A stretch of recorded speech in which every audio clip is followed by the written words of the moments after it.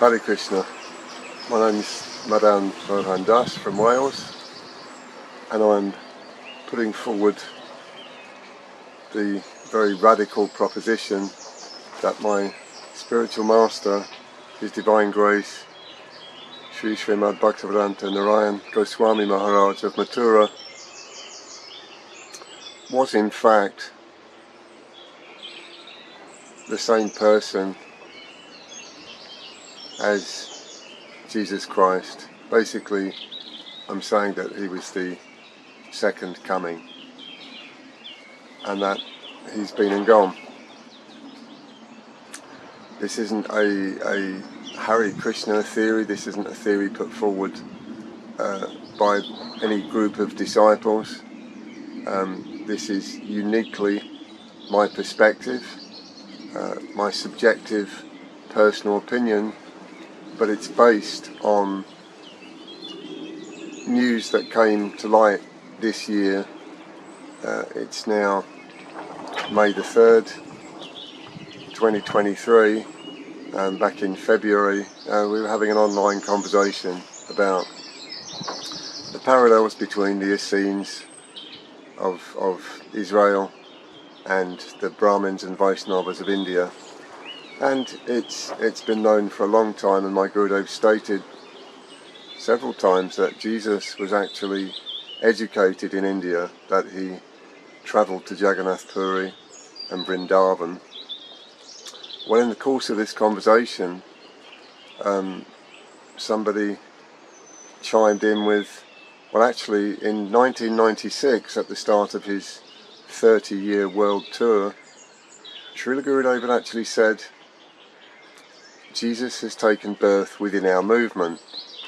Now, this was news to me. I just heard this a few months ago. And that's a very huge statement. And I'll quote exactly what Srila Gurudev said. Jesus has reincarnated now at this time and is here now in our movement.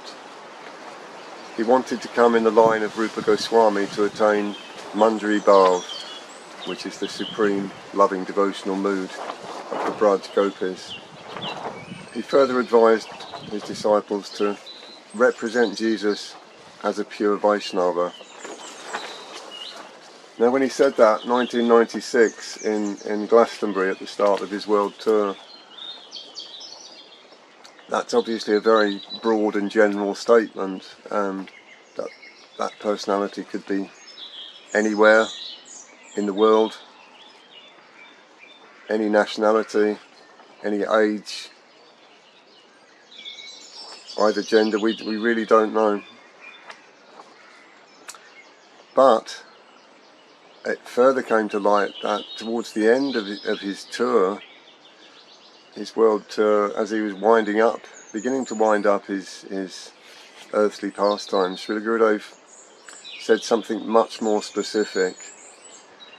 And this, for me, triggered a response. Actually, I think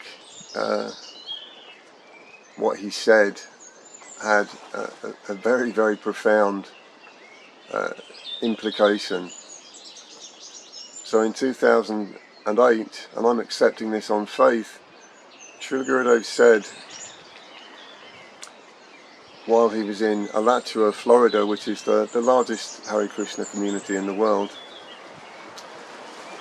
Srila Gurudev said, Jesus is here now in Alachua in Florida. Now, some people have taken that to mean, okay, well, Jesus has come back and now he's quietly chanting Hare Krishna and getting on with his life.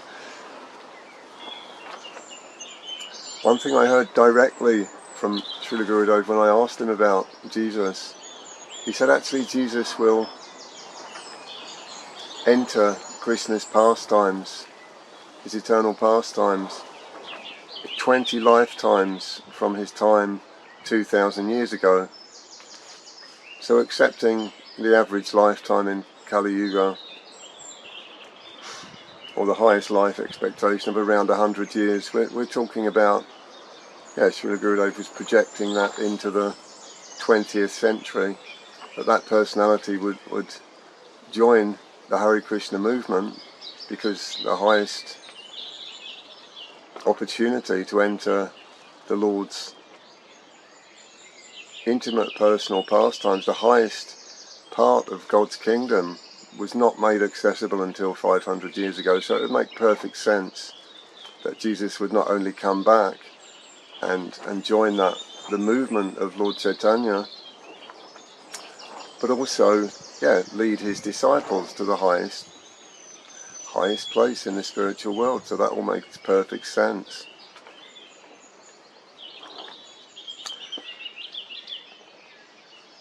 Now, Srila Gurudev famously said, there is only one religion, that is love and affection. It's one of his most famous statements. Here's a picture of Srila Gurudev actually entering Glastonbury Assembly Rooms, 1996. And I've made the case that the second coming has already happened. The second coming, mission accomplished. I put it into this leaflet and distributed it in Glastonbury starting on Akshaya Tritiya, April 22nd, 2023. Auspicious day to start any new project. So I've planted that seed of that idea. Now this is a shocking revelation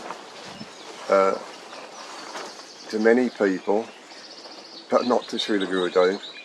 The idea that actual original Christianity is in fact non-different from the Sanatana Dharma taught and preserved in India and passed down the generations, handed from one enlightened spiritual master down through his disciples, who themselves became enlightened and handed it down. And that's the process, always master to disciple down the generations.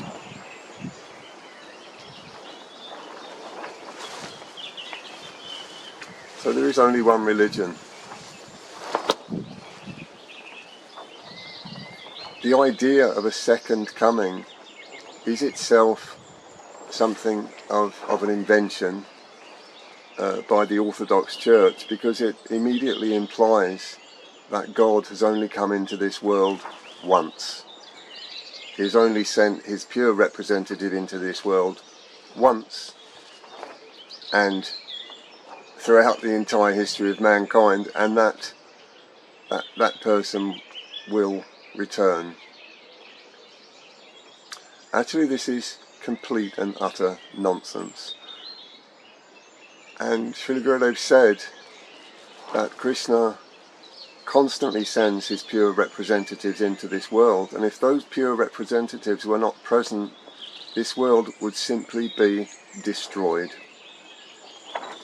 It is actually the constant presence, the constant advent of pure devotees that maintains this world.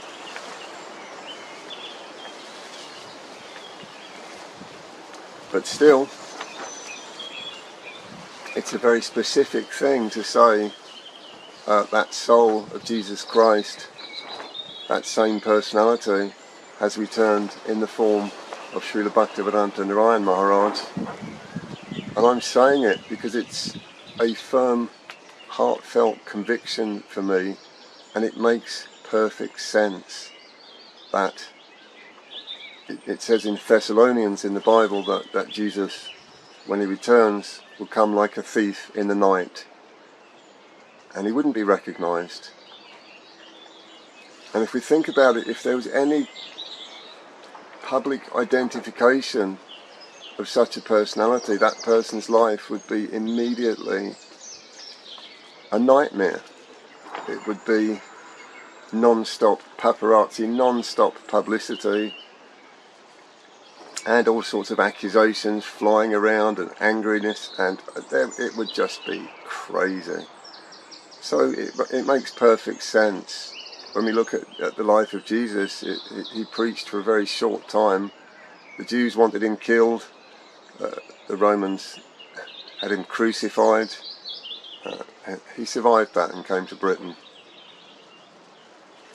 where true Christianity was started about 37 AD by Joseph of Arimathea and his followers. Whether Jesus was with him at the time or not, I'm not entirely sure. I think probably was. But the point is, an entirely new religion was invented by Saul, who became Paul, which became the orthodox teachings of the Roman Church. And that when they sent their envoy Augustine over here, 597 AD, he met with 1,200 British priests and bishops and told them, you know, this is what you should now believe. But they'd already had nearly 600 years of what we can call apostolic British Christianity as directly taught to them by Jesus and the descendants of Jesus, the direct line coming down from Jesus. So when the British bishops rejected what Augustine had to say, he called in the Saxon army, and he'd already ensured that the Saxons were on the side of Rome. He called in the Saxon army and had 1,200 of them slaughtered. And this is the glorious beginnings of Christianity, so-called Christianity, in Britain. And the Anglican Church, started by Henry VIII, is really just a splinter of the Roman Catholic Church, basically the same philosophy, the same nonsense taught by Paul, that believe and be saved. It's not such a cheap or a simple process to enter the spiritual world. I'll just believe that Jesus came and died for my sins, and his blood on the cross will wash away my sins, and I'm saved, and when I die I'll go to heaven.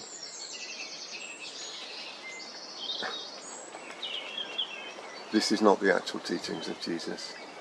Jesus taught love God and love one another, but a very specific process of how to love God, and that process has been presented in its most refined form by all of the Gaudiya Vaishnava Acharyas, coming down from the Lord himself, who incarnated 500 years ago, Sri Krishna Chaitanya, and his representatives headed by Sri Rupa Gosvami. So this is the line of teachers that Jesus has entered, and I believe that my spiritual master was that reincarnation of Jesus Christ, and I stand by that, and it's doubtless a very controversial and contentious point, but then his life was also controversial. He was opposed. My spiritual master was the successor, clearly a successor Acharya in the line of Gaudiya Vaishnava devotees, and he was strongly opposed by the so-called gurus of the International Society for Krishna Consciousness, who've woefully misrepresented the teachings of Srila Prabhupada. But that's another story. I'm not going to go there. So anyway, these acharyas, these great personalities come into the world. Their lives are always controversial. Divine knowledge is only ever transmitted through enlightened individuals, and never, never, never through institutions, churches, temples, organizations, whatever, which invariably become corrupt and self-interested and lose the plot. But there's always a continuous line of pure teachers. So the second coming, it's already happened. And the key thing is also, even if people don't believe this, then investigate. Then look into the life of Srila Bhaktivedanta Narayan Maharaja. He was born in 1921. and he lived a perfect and exemplary life. In 1946 he joined his spiritual master's mat, became a renunciant monk in 1951. He was given the highest order, sannyas, and he carried on practicing and preaching in the most magnificent, exemplary fashion right until his 89th year, until he left us in 2010. And he's still with us here today. We can still pray to him. He still hears all our prayers. To be initiated by such an exalted personality means that he's installed himself in our hearts. He hears our prayers, and he's constantly making perfect arrangements to help us come closer to God, to learn how better to love and serve God by learning to serve his devotees, chanting the Lord's holy names. Hare Krishna, Krishna Krishna, Hare Hare, Hare Rama, Rama Rama, Hare Hare is the recommended universal process for this age. But it's most essential that we must take direct shelter of a spiritual master. Krishna himself says in Srimad Bhagavatam, I believe, I am the initiating spiritual master and I am the instructing spiritual master. So it's God himself who comes into this world. As the spiritual master, but they're all unique personalities as well. When Jesus said, I and the Father are one, he wasn't referring to a negation of individuality. He was saying they are one in heart. It would be absurd for Jesus, nailed onto the cross, to call out to his, O Father, Father, why hast thou forsaken me? If Son and Father were the same person, it would be utterly absurd to postulate that Jesus actually meant, oh me, why have I forsaken myself? Utter nonsense. These are two separate personalities, Father and perfect Son, but the perfect Son of the Lord appears continuously. Perfect sons and daughters of the Lord appear continuously throughout history to guide us home. Well, I've said my piece, I've made my case. I believe Srila Bhaktivedanta Narayan, Gosvami Maharaja, is indeed Jesus reincarnate, and I stand by that incontrovertible truth. Hare Krishna. Thank you for listening.